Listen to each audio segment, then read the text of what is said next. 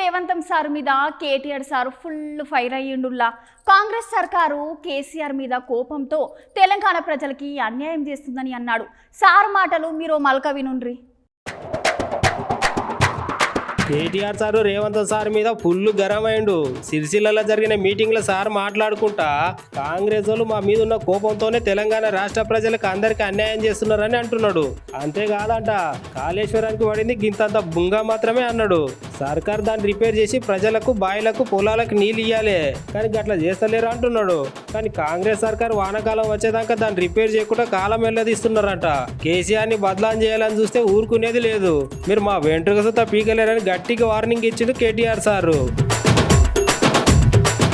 100% చెప్తున్నా, రేవంత్ రెడ్డి నుంచి మొదలు పెడితే ఇక్కడ ఉన్న మహేందర్ రెడ్డి దాకా దగుల్బాజీలు, సన్నాసులు, చాతగాని వెధవలు అనే మాట నేను మాట్లాడుతా ఉన్నా. దమ్ముంటే నీకు చాతనైతే 14 కోట్ల రోడ్డు రద్దు చేసుడు కాదు.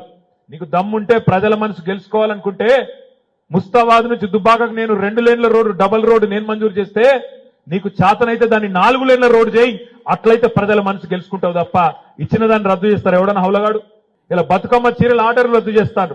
నా మీద కోపంతోని సిరిసిల్ల నేతన్నల కొంప ఉచ్చుకునే ప్రయత్నం చేస్తాను. కేసీఆర్ మీద కోపంతోని కాళేశ్వరం ప్రాజెక్టే దండుగా అని చూపెట్టాలన్న ఉద్దేశంతో చిల్లర రాజకీయం కోసం అక్కడ ఒక బుంగివడ్డ, పొక్కవడ్డ, కత్వగట్టి, ఒక చిన్న కత్వగట్టి దాన్ని మంచిగా చేయొచ్చు, కానీ చేయొద్దు. వర్షకాలం దాకా నానబెట్టాలి, అది కొట్టుకపోయేటట్టు చేయాలి, రైతులకు నీళ్ళు ఇయ్యద్దు, కేసీఆర్ ను బద్నాం చేయాలనే ఒక దివాలాకోరు దగుల్బాజీ రాజకీయం ఈ దిక్కుమాలిన ప్రభుత్వం, కాంగ్రెస్ ప్రభుత్వం చేస్తున్నది. దయచేసి నేను బాధతో అంటా ఉన్నా, ఈ మాట ఖచ్చితంగా అంటున్నా.